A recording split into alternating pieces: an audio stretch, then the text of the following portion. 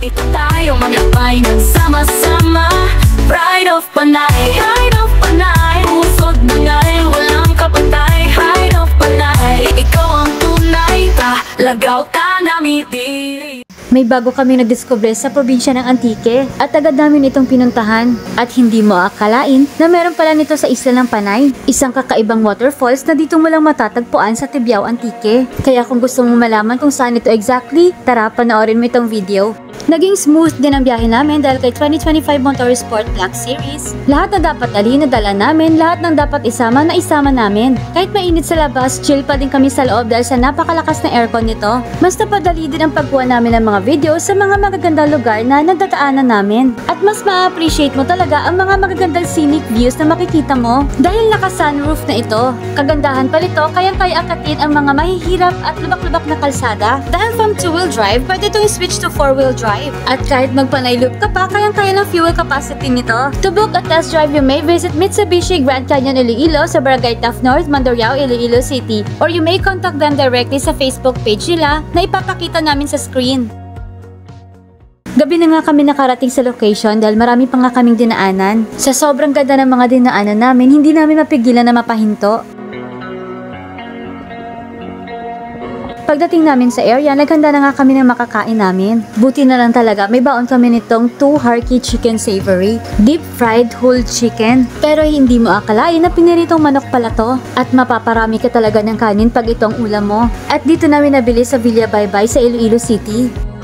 At pagkatapos naming maghapunan, meron kami nitong roasted marshmallows para sa aming panghimagas, chill ng konti, sound trip at usapang masinsinan.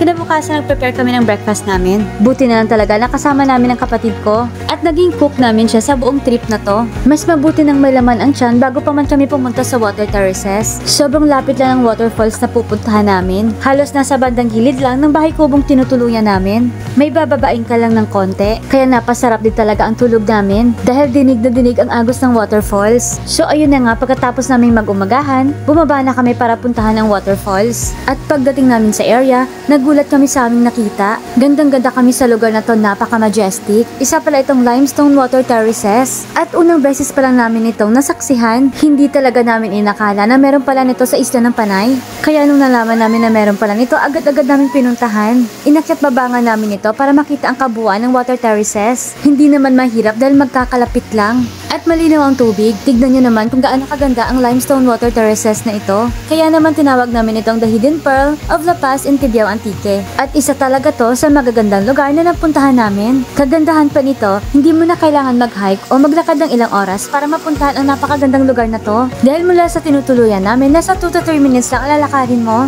Ang masasabi lang namin ni John, sobrang nag-enjoy kami sa lugar na to. At sa mga gustong pumunta sa limestone water terraces, located lang ito sa Barangay La Paz sa Tibiao, Antique. Madali lang ito mahanap dahil nasa tapat lang ng integrated school ang kalye na papasok sa limestone water terraces. For additional info, meron naman silang dalawang bahay kubo. Yung isa is good for 2 to 4 guests at yung isa naman is good for 4 to 6 guests. Mag-additional charge ka lang. Meron din silang open cottage for day visit at pwede rin pala dito mag-camping sa mga gustong mag-tent lang. And for more details, you may contact our FB page na ipapakita namin sa screen. At kung may pinagmamalaki ka rin sa lugar nyo, i-comment mo na yan, baka yan ang next travel destination namin. At huwag kalimutan mag-share, like, and follow para lagi kang updated sa magandang lugar dito sa Isla ng Panay. And this is your Ate Den and Kuya John, and you are watching Pride of Panay. Hanggang sa muli, paalam! Nandito tayo magabay ng sama-sama.